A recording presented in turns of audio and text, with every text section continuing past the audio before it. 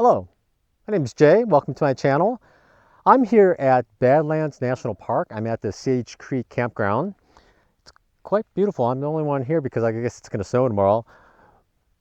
But every once in a while, you'll get these huge herds of bison just walking through, and they just poop everywhere. There's a whole bunch of patties. You can probably see them. Some are patties, some are prairie dog holes.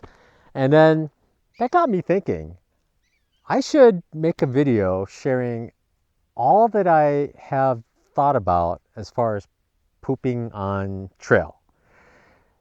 Now, if you don't want to be grossed out by this kind of conversation, I don't blame you. Just stop the video now and then go do something, anything that should be more productive probably. But if you're curious and you'd like to contribute to this conversation, I hope you watch this whole video, and any other advice you have, you can just comment below so everyone can kind of share information, and then life could be easier for everybody, right?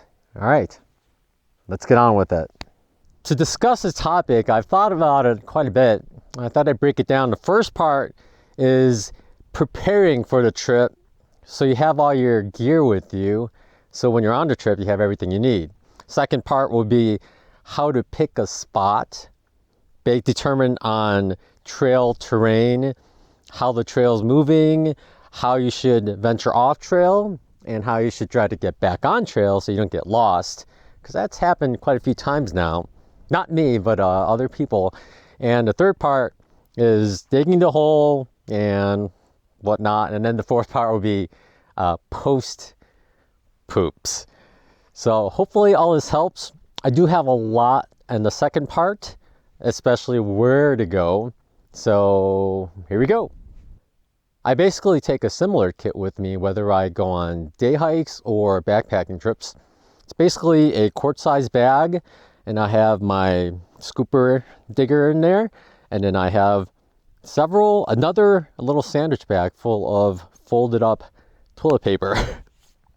I know a lot of people on trail would take toilet paper and they just unravel it into a big ball and stuff it in there, and then they unravel what they need from it. But I guess I'm kind of picky. I don't know what the term would be, but I like to, when I get the toilet paper roll, I like to fold them into single-use bits. So if I was going to go on a 5-day trip, I would do 5 bricks basically, plus a couple more. Usually add about 20% because you don't know what you might need. So I'd have 7 little folded up bits, and I fold it in half and I shove it in there, and you could see exactly how many days left of toilet paper you have, as well as how much in reserves you have. Pretty nice. And then if you don't use the extras, the next time you resupply for 5 days, you just add 5 more instead of 2. But I only go once a day usually. I know some people on trail went twice a day, but you're gonna have to pick how much toilet paper you need with you for that. I learned from the Marine Corps that it's always nice to have a spare emergency roll of toilet paper. Usually kept it in my cargo pocket, but these days what I do is I actually take the same folded up toilet paper, fold it up another couple times, really smash it, and then shove it into these little plastic bags. Now what that does is protect it from any moisture in case water gets into the quart-sized bag, which I always keep on the mesh part of my backpack. So it gets water on it. So if the quart-sized bag leaks and the sandwich-sized bag leaks, all the toilet paper might get ruined, but my little bags with toilet paper in it will not. I've always carried 2, never had to use them fortunately, but I always carry 2 in my kit anytime I go backpacking as well as day hiking. They're still in there right now. Now, part 2. Choosing where to go off trail to go. The big thing is you have to go 100 feet away from trail, and you have to branch off trail. The problem sometimes comes up. Now, I don't have a whiteboard or anything, so I'm just gonna use my finger and use this whiteboard here. So the big thing is when there's a trail going like this, when it's straight, it's easy to just branch off and go. Now what you want to do is when you branch off, you try to take a bearing of what direction you're going. Now, if you're going, say, northwest off the trail, if you have a compass, go northwest. That means you have to come back southeast. So if you go northwest and you get lost and you don't know what you're going, just remember, go southeast and you should hit the trail. That's the easiest way to get your bearings. The other thing too is you can leave your trekking pole, anything off the trail that you might be able to see. As you walk away, keep looking back and look for that trekking pole, look for anything that you left, and keep looking back to see any landmarks or something that's unique that you can identify on the way back so you can head straight towards it. That's big. Keep looking back so you know what you should expect on your way back. The method I used often was, as I was hiking, I would look uphill and try to go uphill to find a good spot, because people often will look downhill. And if you go uphill, it's a little, it's more work, but it's easy to find your way back because you just come down. There's no other, don't go uphill anymore because the trail won't be up there. So you just come down. And I do think it's accurate that most people will look down, because I found when I walk, instead of looking up, you got to crick your neck up like that. As I walk, I look down at the trail, and then you just kind of look down. It's easier to look down than up. And at least on a couple of occasions, I watched people walk by on trail as I was squatting there, because people don't look up. And if you see people walking around and you're doing something, don't try to get up and clean up or anything. Just stay still. Don't make any noise. It's noise that draws people, and it's motion. The peripheral vision will see that motion and it'll draw their eye up. So just stay perfectly still. And prairie dogs are chirping at me. So they'll stay perfectly still, and they may not see you. 3 times, I guess, in my whole hiking life that's happened. Nobody saw me, so it's fine. The other thing is, know the trail ahead of you or behind you before you branch off to go find a spot. Now, imagine there's a trail like this, and it seems straight, and you think if you go this way, you'll find a good spot. But what you didn't realize was the trail actually curves around like that. So when you branch off 100 feet, you're actually really close to the trail there, and someone coming along could see you, and you're too close to the trail. That's happened once to me. That's when the other thing about staying still worked out. Some trail runners are coming the other way, but they didn't see me because they were looking at the ground, and they just ran by. But I realized, that was that first time I realized, oh yeah, you should definitely look at the trail ahead of you before you just branch off, because it may not be the best spot. You think it's a good spot, we just don't know it. Now, one time I was hiking along and I found someone just off the trail going, and I knew that he was at the campsite that was actually around a curve, and he probably thought he was far enough away from the campsite and he was good. He just had no idea that the PCT was just like 10 feet away. So things like that can happen. So even from a campsite, try to know where the trail is, so when you branch off, you don't get too close to the trail. The other thing with picking a spot near a campsite is, of course, so many people camp there almost every day throughout the entire hiking season, every year. There's just gonna be stuff buried everywhere. There was one time I dug up at a campsite early on the PCT and dug right into something. And ever since then, I always made it a policy, never go at camp unless I was with a group and I had to. But often I would just go 100 yards down the trail and then try to find a spot. Usually if you go further, it could even be better than that. And it helps if you look at the terrain markers and make sure it's not going to be just on the side of a mountain the entire time. It helps if there's curves and whatnots. So keep an eye on that. That's a decision for you, whether you want to go at camp so you can hike off with all your buddies right away, or if you want to hike on and then find a spot later. If everybody does that later, the whole group can just catch up eventually at a water source or something. But the campsites themselves won't be just minefields of dug up crap. There's one thing I forgot to add to the new site, is if you have to find a spot while you're climbing up a switchback, the best place to go is at a switchback. Just keep going, But you have to go much further though, because people from two directions will be actually coming towards you. So you can't just go a little, you gotta go way off. And then oftentimes you will see that it looks like there's a game trail or something at the end of a switchback. Could be because animals continue along a trail and go straight, or some people might be going that way, but you can do that. Just remember, you just have to go much further than normal. Now to the third part. I just use the Davinci Resolve and dig. Now, before you dig in a spot, I like to look around for poisonous plants, of course, because you don't want to rub your butt against something poisonous, or any kind of grasses really, because it itches. And plus, you don't know if there are ticks hanging out at the tips, and you don't want ticks grabbing onto you. So I like to make sure it's like a little clear area, and then dig. Another point I think is really helpful before you dig is I like to dig at a spot that's at a little angle.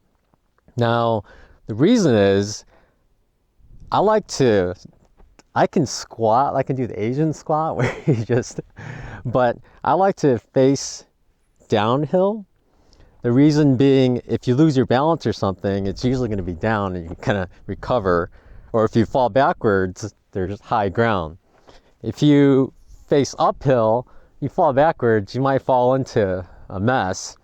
And also when you go down, if you have to go number one as you go number two, it all pours away. It doesn't get on your shoes, it doesn't get anywhere. It just all goes down. So I think it keeps it clean. I like to go down. It helps you aim better, I think. Like aiming into the hole better. But it's for you to try out, but that's my preference, is on a slight downhill. Another interesting thing about digging a hole is I was in one of Dixie's Q&As way back before I went on a thru hike. And I used to think, yeah, hiker hunger. People talk about hiker hunger and how they eat so much all the time, but they never talk about how much they poop. So I wondered if they go once a day, if it's a lot more than the average person. But I was always too embarrassed to ask because it's kind of, how do you ask that? But if you thought it, but you haven't asked, I would say it's true. I only went once a day, but I would say I had to dig as far as I can go, at least 8 inches, because you dig 6 inches, you'll only have a couple of inches of dirt you could put on there, and that's not much. So you gotta dig much further. I know, I'm sorry I gross you guys out, but that's the truth of it. You just have to dig further than what they say. It all depends on how big you are too. I guess if you're a little person, it's not as much, but if you're bigger, you might need to. So take that into account. The deuce of spades is what most people use because it's a titanium scooper. It's really light. It doesn't take up that much space really. And it does an excellent job. Kind of hurts your hands a little, but it's super light. I have tried digging with the trekking pole before, and I don't like that it wears on the trekking poles because I like to use them for hiking. And I cannot dig nearly as well as with the scoop. I mean, it's just a tip. There's no way to get the dirt out. And plus in their roots, you can't cut through the roots as well. And there are roots everywhere. Everywhere you decide to dig, it's just going to be hard to dig. I'm guessing if you go at a campsite where other people have dug up before, maybe that's why it's easy to dig there, but then you risk the minefield as well. But it's up to you, but I personally think without a spade of some sort, it's hard to get the 6 inches or more that you may need if you're hiking and you really don't want to cause any kind of problems for future people. For afterwards, try to put a stick in it, something to make it look obvious that there's something there so people won't dig into it. A stick is harmless because over time it'll just fall over and nobody will notice anything anyway. And there's sticks mostly everywhere. Now for part 4. I did mention I bring wet wipes with me. Sometimes if I could find them in stores, I'd have the packages of wet wipes. But on my resupply boxes from home, I actually had little... These guys are really going at it. prairie dogs. So I like to use these little individual wet wipes. They're a little more garbage, but you can kind of count them off. So in my resupply boxes, I'd always have toilet paper and wet wipes. Usually the same amount of wet wipes as toilet paper. So 5 days would be about 7 wet wipes packages. But in towns, if I could find a package, I would totally love getting it because you get 10 in there. And they are good for cleaning everything up. You may already know, or you may not, but using toilet paper alone doesn't get everything 100% clean. It just doesn't. And sometimes some toilet paper makes it worse. And I found the little bit that's not clean in there can cause chafing after a while. And that chafing, people actually call it monkey butt on trail, because once you get chafing there, you start walking weird because it's just not a good place to get chafing at all. And I have found that if you do your best to get it 100% clean, you prevent that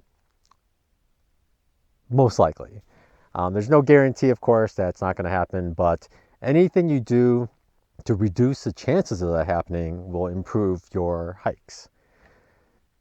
So that's my big recommendation. If you can't find the wet ones, I prefer the wet ones because they're antibacterial, so it helps keep everything clean and keeps germs off just in case.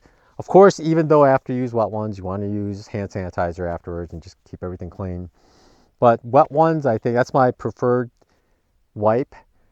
I like it when I could find packets of 10 or 20, and then you can just kind of carry that with you. But on my resupplies, I did have little individual packets sent to me, and that worked out really well. If you can't find wet ones, you can use other wet wipes as well. It's just some wet wipes are designed to be flushed so they corrode quickly. It just really helps, I think, to have something that's antibacterial and does the job. So might as well do both. The other thing I found using wet ones, and in my car life now, I still use wet wipes and wet ones, but the other thing I found is if you get yourself 100% clean, you keep your clothes smelling fresher longer or cleaner longer. If you don't, that little bit in there mixing with sweat and just, I know Dixie on her channel calls it churning butter, but then that gets everywhere. And then if you, like me, wear the same clothes that I hike in as well as sleep in, you're going to get your quilt and your sleeping pad and just everything stinky before the entire through hike is up. So that's my biggest advice, is keep yourself clean because of chafing, which is horrible, and then smell. Okay? Now, of course, once you're done, you have that toilet paper remaining, and I like to use freezer bag cooking when I prepare my dinners. So I always have additional freezer bags that are dirty, and I could just use those for trash. It's really convenient having a lot of trash bags like that. Some people don't like it because it produces extra garbage, but having the extra trash bags is worth it because you have to deal with your trash in a sanitary way when you're out on a trail. The other thing you can do with your toilet paper is use beef jerky bags because they're mostly darkened out, or freeze-dried meal bags like Mountain House or anything else with a Ziploc bag, because usually those are completely dark, so you can put stuff in it, nobody can see it, and it's perfectly fine.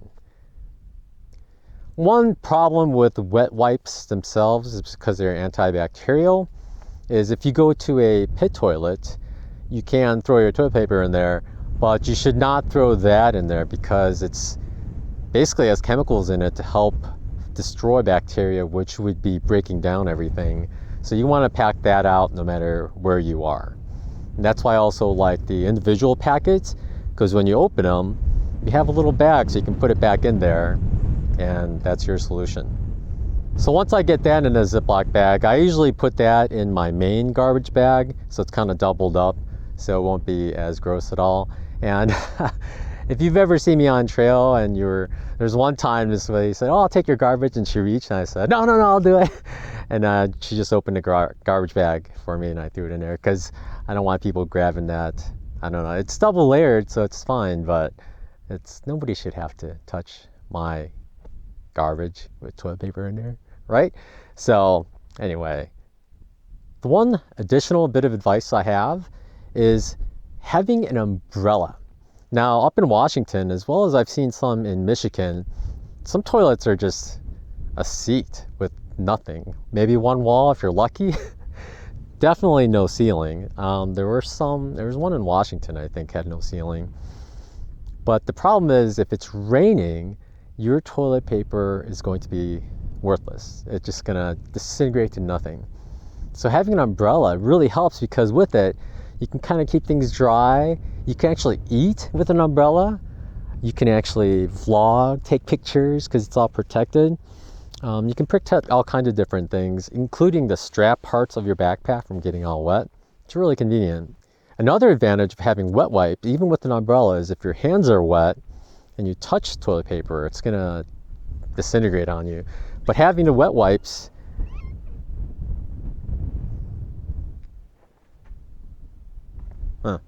prairie dogs are chirping at something over there. I was thinking something's coming.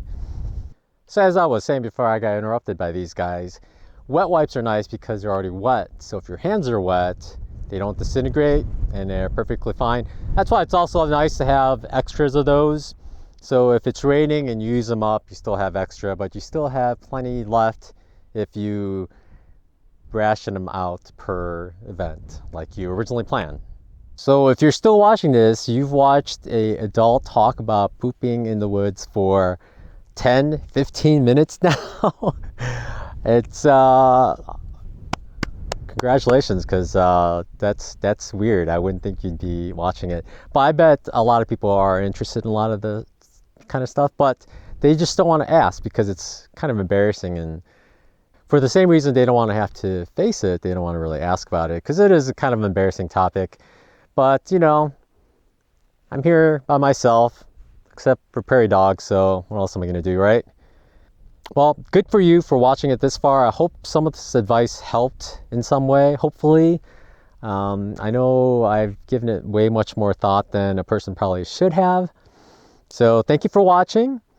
I have links below for all the gear that I use for filming and stuff like that, as well as Instagrams for myself and Tina, if you're interested.